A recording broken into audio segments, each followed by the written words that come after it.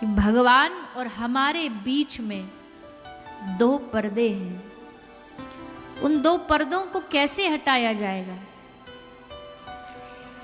एक नवविवाहित वधू भगवान के दर्शन करने के लिए मंदिर में जाती है, भगवान को देख नहीं पा रही है। क्यों नहीं देख पा रही है? क्योंकि उसके आगे घूंघट है, मुख के आगे घूंघट है और भगवान के सामने एक पर्दा है। अब दो दो पर्दे हैं, कैसे भगवान को देखेगी?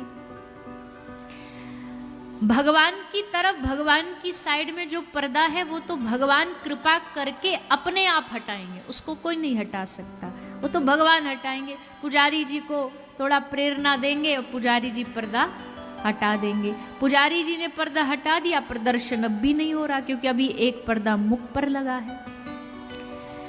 वो अपने आप घूंघट उठा नहीं सकती। क्यों? क्योंकि उसके हाथों में मेहंदी लगी है। तो क्या करती है? वो दाएं बाएं देखती है, किसी को इशारा करती है कि कोई मेरा घूंघट उठा दे।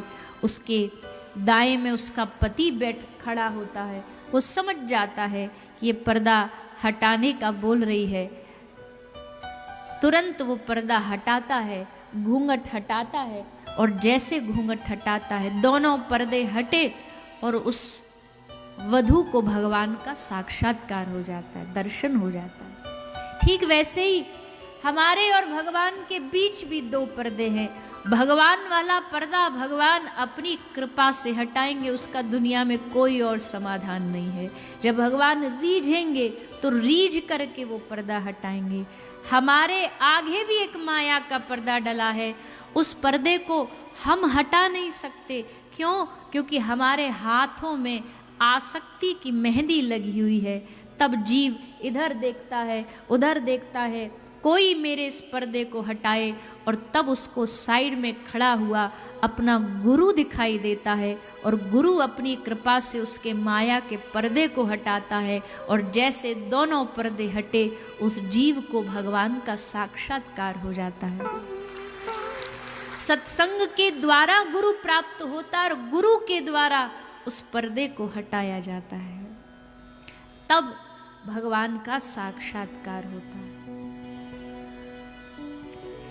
इसलिए भैया गुरु की भी जीवन में खूब महिमा है, जितनी गाई जाए उतनी कम है। संसार में ऐसा कोई पैदा ना हुआ जो गुरु की महिमा को बता सके, गुरु की महिमा को गा सके। साक्षात परम तत्व भगवत स्वरूप गुरु, भगवान ने सोचा ऐसे तो जा नहीं सकता इसके पास में, तो किस रूप में आऊं?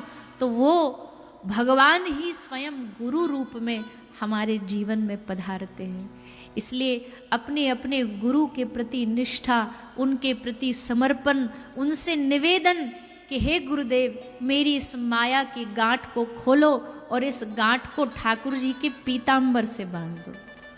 क्योंकि माया की गांठ बंधन खोल भी देंगे ना, मन बड़ा चंचल है, दोबारा जाके फिर कहीं बांध लेगा, तो खुला नहीं छोड़ना है। हे सदगुरुदेव हमारे इस मन की गांठ को भगवत चरणों से जाकर के बांध दो। ऐसा एक गुरु का कार्य होता है।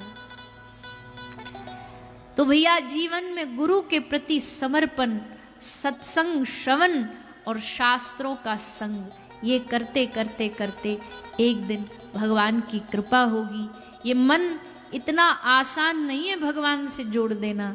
बातें कहने में बड़ी सरल लगती हैं, पर ये मन बरसों से, युगों से संसार में भटकता हुआ आया है। अगर निरंतर इस तानों को जब भगवान की कथा का रस सुनने को मिलेगा, धीरे धीरे धीरे एक दिन जा कर के, एक पत्थर पर एक बार चोट मारने से पत्थर नहीं टूटता, पर एक ही पत्थर पे 10 बार चोट मारो तब टूटेगा। एक बार सत्संग श्रवण किया, 2 बार किया, और भैया भागवत तो कहती है पिबत भागवतम रसमालयम। जल्दी किसको है? जल्दी किसको है कथा सुन करके कि भैया एक कथा श्रवण करें और कथा श्रवण करने के बाद उद्धार हो जाए। भगवान के भक्त रसिक जन तो कहते हमें उद्धार नहीं चाहिए, एक संत हुए श्री श्री मधुसूदन सूरीपाद। आपकी सत्संग निष्ठा देखो, आप सत्संग में बैठ के कथा सुन रहे थे, आंखें थी बंद और डूब करके कथा सुन रहे थे। तभी कंधे पर एक हाथ आकर के रखा पीछे। मधुसूदन सूरीपाद ने पीछे मुड़ के देखा, कौन आया है? साक्षात मुरली धारण करे हुए श्री ठाकुर जी खड़े हुए।